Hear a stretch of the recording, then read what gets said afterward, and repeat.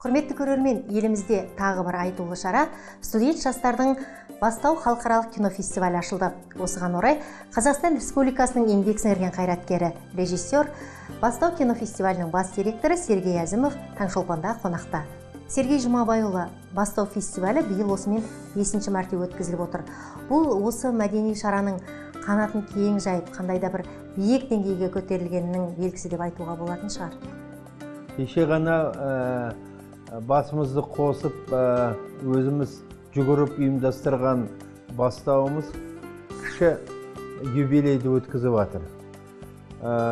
Жалпы осы фестивальдің керектігі негізі жастарға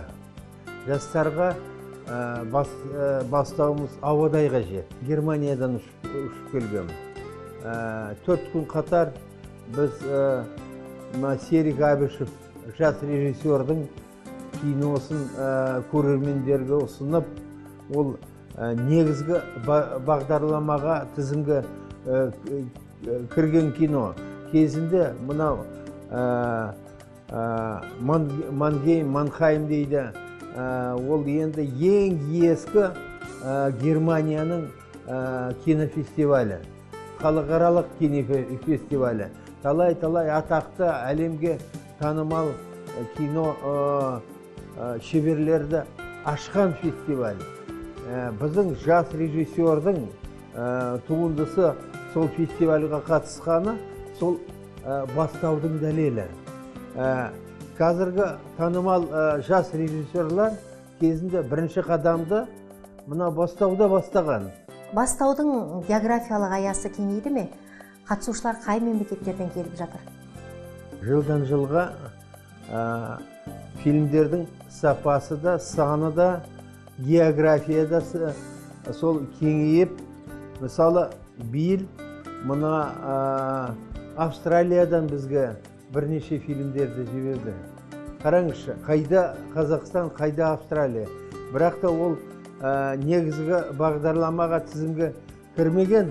Енді ол бізге байланысты емес. Мынау таңдайтын комиссия сол фильмнің сапасы аса емес деп бағалаған болу керек. Бірақ та географиясы өте кең.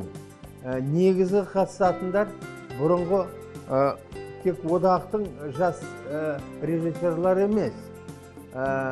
Европаның, Таусшығыс, Азияның көптеген жас режиссерлар. Одан кейін біздің фестивальдің ерекшелігі, біз осы мына әлемдік кино мектептердің басшыларын шақырып, осындай ассоциация құрғанбыз.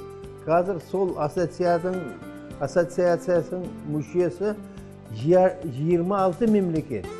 Ол біздің жастарға еркін басқа мектептерге, басқа мемлекеттерге баруға, сол жерден дәріс алып, осы тәжірибеменен алмасып, бұл жол ашып бергенбіз. Ол өте керек нәрсе. Біздің фестивальға жылда келіп, өте қызығып, керектігін айтып жатыр. Өткен жылғы Бастау фестивалінде Ресейде білім алып жатқан жерлесіміз Олжас Ермекбаевтың фильмі бас жүлдеге ие болды. Бұл туынды қай жағынан басым түсті?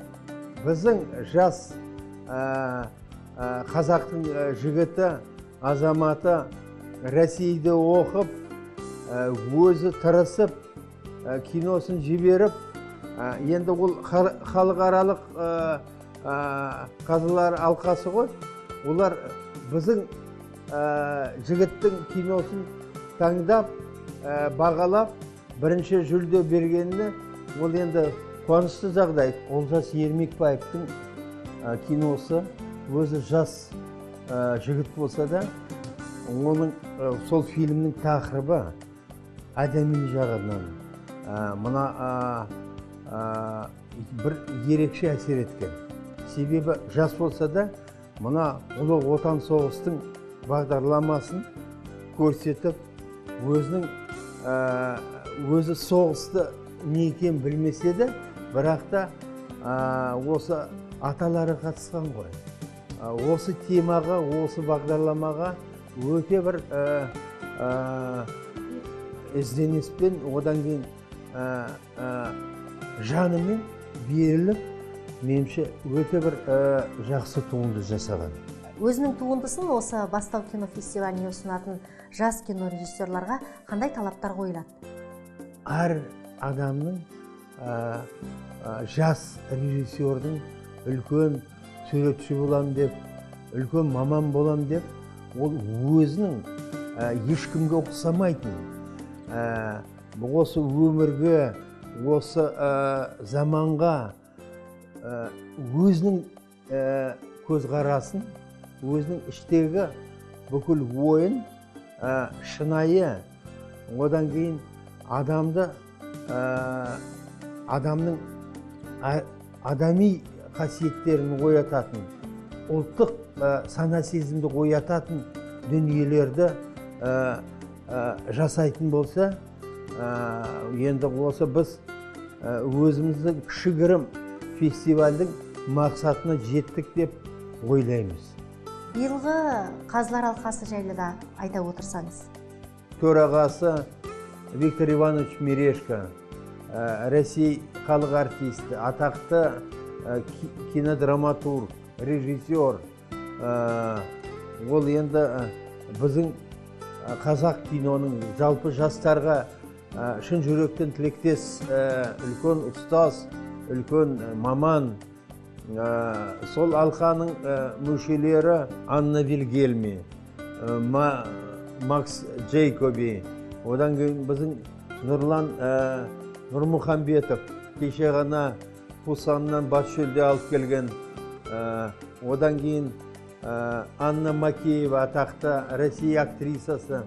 Енді қараңызшы, біздің фестиваліміз кішігірім болса да, бірақ та фестиваліға тілектес мамандар, тілектес ұстаздар, тілектес үлкен шеберлер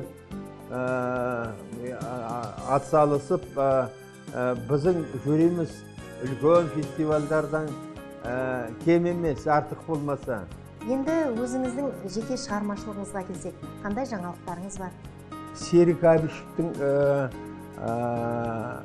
дебюті, толық метраждық бірінші жасаған фильмі. Мұна Мангейм 66-шы фестивалі. Соған қатысып, негізгі конкурсқа олар таңдады. Ол үлкен жетістік, ол үлкен жеңіс. Мен сол сценарийді жаздым. Одан кейін бас продюсер ретінде басынан аяғына дейін сол фильмге қатысып, осы фильмді 4 күннің ішінде 5 рет көрсетіп, енді көрермендер келіп, осы душафалақ болды. Ол енді одан артық не керек? Айтыңыз. Сұхбатыңызға рахмет, сіздерге сәттілік тілейміз. Құрметті көрермен, Таңшолпанда қонақта болған Қазақстан Республикасының еңбек сіңірген қайраткері, режиссер, Бастау кинофестивалінің бас директоры Сергей Әзімов. Ұлттық арнадан алыстамаңыздар.